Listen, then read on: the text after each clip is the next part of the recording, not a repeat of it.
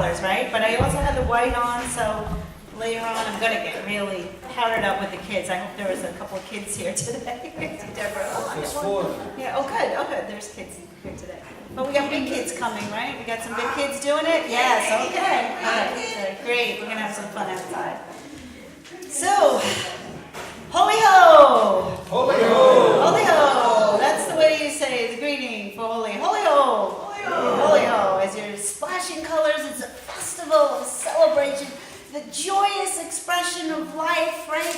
It's all over India, and now it's come all around the world, and you'll see this celebration of that life is exuberant, right? It's full of color, it's full of life, and there's many stories that go along all over India about the, how, the reasons for the holiday and what's going on, and it comes, I believe it's Holi is from Holika, right? Holika, the idea that Holika was overcome, actually, by the gods, because she was the sister of the king, the mighty king, and now this king was like, he had gotten this boom from the gods that nobody could touch him, right? So now he thought, I'm God.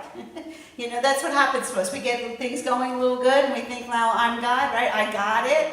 That's what that I'm God means. I think I got it. So this king thought he wanted everybody to worship him now, right? We want everybody to think our way is the right way. That's our little subtle way of saying, worship me, So, but he had it in a very pronounced way. Everybody needs to worship him. Well, the only one that wouldn't worship him was his son, Prahlad.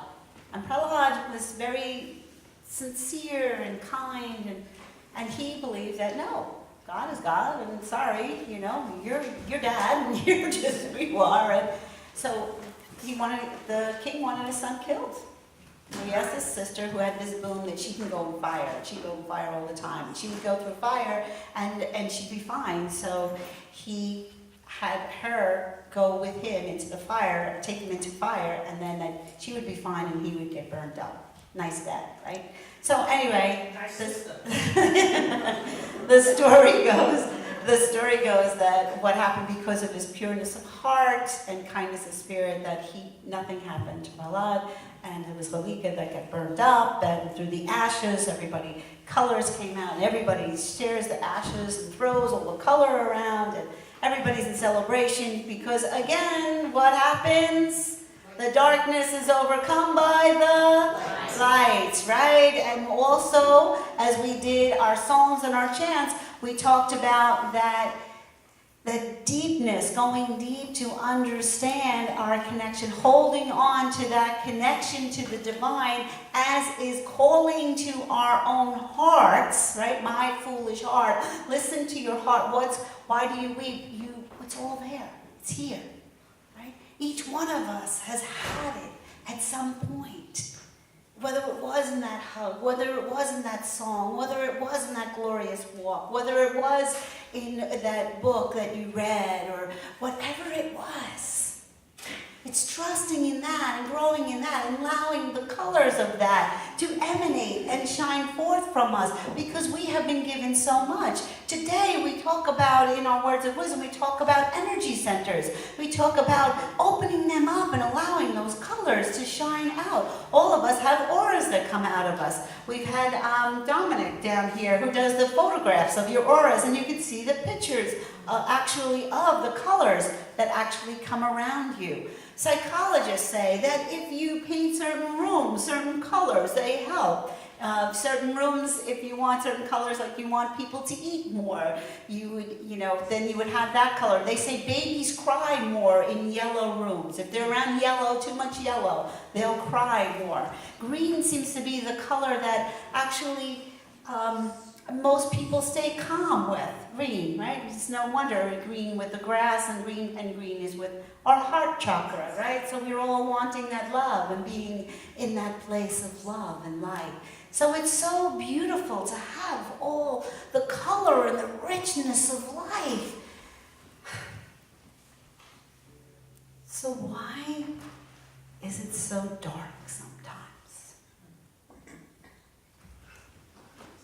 Why does it get so dark? And not only, why does it get so dark in our own thinking about the way we think things should be. But why does it get so dark in our world? In our world. I know there's a lot of light in our world, but there is a lot of darkness. And a lot of times we hear about the darkness, and I don't want this day to go past without speaking about, just adding to the idea of what happened yesterday. We heard the news about, again, another brutal shooting.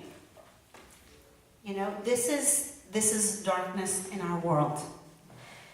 My response to that, I'm going to read it to you because I want to talk to you a little bit about this, my process of what happened with this, because it's a process of going through the fire and maybe somehow finding light in the midst of darkness.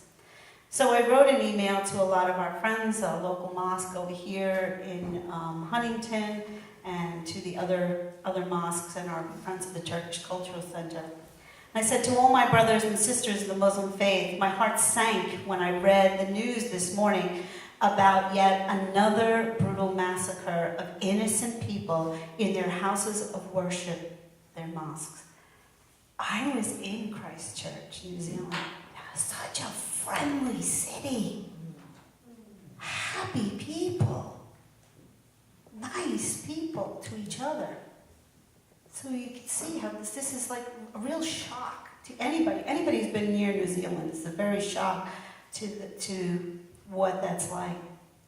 As the shock ran through me, not again, I immediately thought of the Muslim community. For you, it is not just an act of hate, but terror. We too often hear the word terrorism and forget it means shaking the very core of one's life.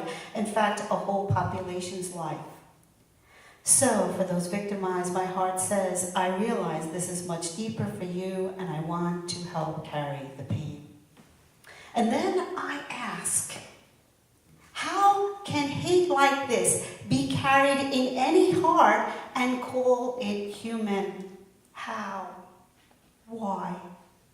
When will we come back to the basic truth of being one family, brothers and sisters of humanity? How do we desecrate the vulnerable moment of another's prayer? How have we moved so far from the sacred that we lost what is precious and pure and tender? Maybe it's in the staleness of our own prayer life. Maybe it is in seclusion in our own activities. How do our hearts get so hard that we must break the hearts of the whole world to feel again and again? Because this is just one of many. Right? So many communities, so many ways. Oh, how my heart cries out, enough! I pray that we can bring back the sacred and honor and respect it in all its forms. My prayers go out to all those personally suffering due to the tragedy in New Zealand and to all of us, as it is a sad reflection on our world today. In solidarity, your humble sister.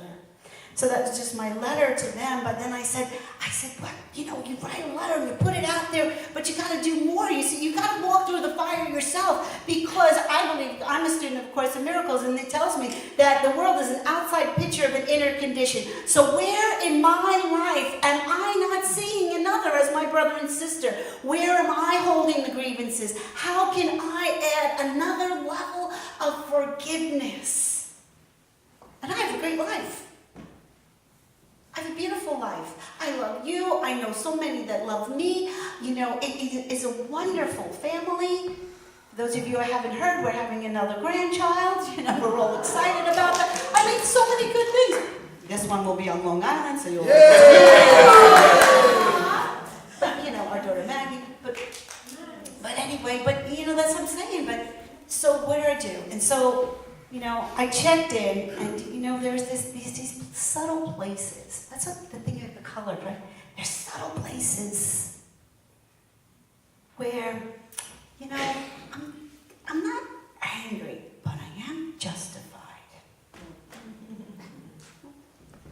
right and they're wrong. And I want to remember that.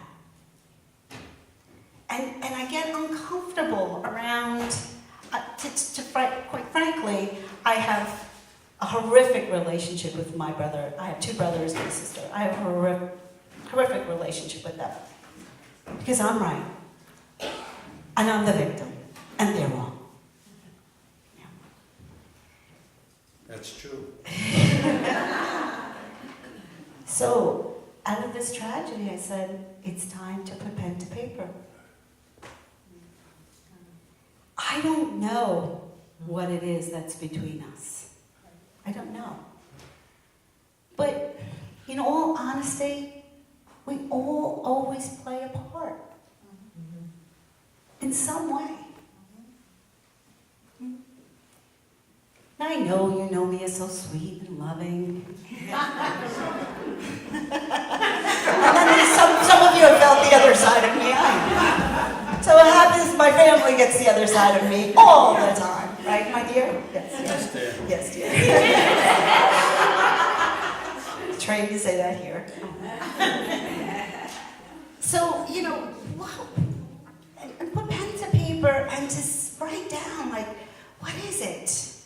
Even if you're not gonna mail it, even if you're not, because this is about universe, this is about energy, this is about putting it out there, right? This is about cleaning house ourselves, and we have to walk through the fire for that cleansing, because I want the joy of life, I live the joy of life, but then why do I lose it? Why does it feel good sometimes and then I lose it? It's because of those little insidious places, those pockets.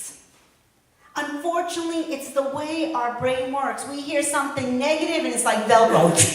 It sticks right there. But when we're positive, we have to hear it again and again and again, 7 times at least. A day. A particular idea. So for every little thing, we have to hear it more.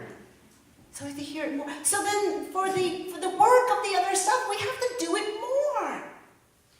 So this is a call. It's a cry out to allowing the exuberance of life to come in to each one of us. Let's make a difference in the world by cleaning up something that's there.